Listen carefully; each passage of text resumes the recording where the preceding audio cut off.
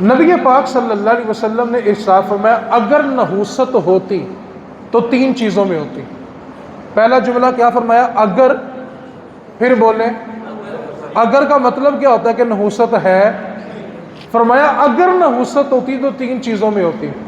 Number ایک گھوڑے میں ہوتی، نمبر دو گھر میں ہوتی، نمبر تین عورت میں ہوتی۔ وہ ایک بادشاہ تھا، اس کے پاس گاؤں کے لوگ آ گئے۔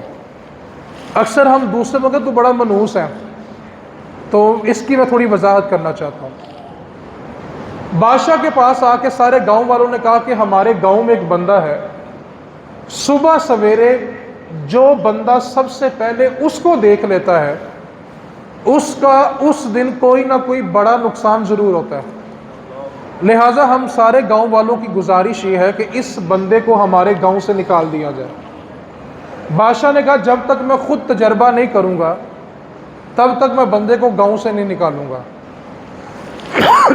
لہٰذا تم ایسا کرو، اس بندے سے کہو کہ رات جو ہے وہ میرے محل کے دروازے کے باہر گزارے، صبح جب میں محل کا دروازہ کھولوں گا تو سب سے پہلے میں اس کو دیکھوں گا، پھر میں سارا دن تجزیہ کروں گا کہ میرا کوئی نقصان ہوا ہے یا نہیں۔ اگر تو تم لوگوں کی بات ٹھیک ہوئی تو میں اس بندے کو گاؤں سے نکال دوں گا، اور اگر تم لوگوں نے صرف اس پر الزام لگایا ہوا تو میں اس کو گاؤں سے نہیں نکالوں گا۔ گاؤں والوں نے کہا ہمیں فیصلہ منظور ہے۔ اب اس بندے کو لا کے انہوں نے بادشاہ کے کمرے، جو خاص اس کا کمرہ تھا آرام کرنے کا، اس کے باہر اس کو بٹھا دیا۔ اب صبح جب بادشاہ بیدار ہوا تو بادشاہ نے جب دروازہ کھولا تو سب سے پہلے اس شخص کو دیکھا۔ اس شخص کو دیکھنے کے بعد بادشاہ جیسے ہی مڑا وہ اپنا جوتا پہننے لگا تو اس کے جوتے کے اندر سانپ بیٹھا ہوا تھا، اور سانپ نے بادشاہ کو ڈنگ مار دیا۔ اب وزیروں نے، مشیروں نے، سپاہیوں نے بندے کو پکڑا اور جیل میں ڈال دیا۔ بادشاہ جو تھا وہ زندگی موت کی کشمکش میں تھا۔ طبیب بلائے گئے، بادشاہ کا علاج کیا گیا، اللہ نے بادشاہ کو زندگی دے دی۔ جب بادشاہ کو شفا ہو گئی تو بادشاہ نے کہا اس کو بلاؤ، واقعی بڑا منحوس ہے، سارا گاؤں اس کے بارے میں ٹھیک کہتا تھا، میں نے اس کو دیکھا تو مجھے سانپ نے ڈنگ مار دیا، لہٰذا اس کو بلایا جائے۔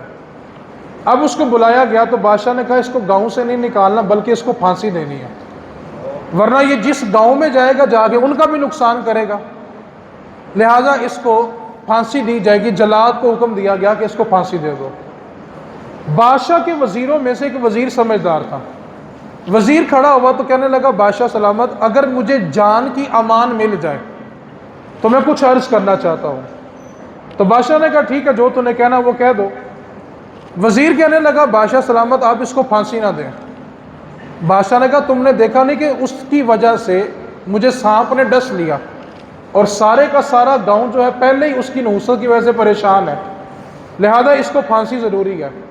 تو وزیر کہنے لگا بادشاہ سلامت جان کی امان تو آپ نے دے دی ہے، تو اب سن لیں، اگر وہ منحوس ہے تو منحوس تو آپ بھی ہیں۔ بادشاہ کو بڑا غصہ آیا، سیخ پا ہو گیا، کہنے لگا میں کیسے منحوس ہوں؟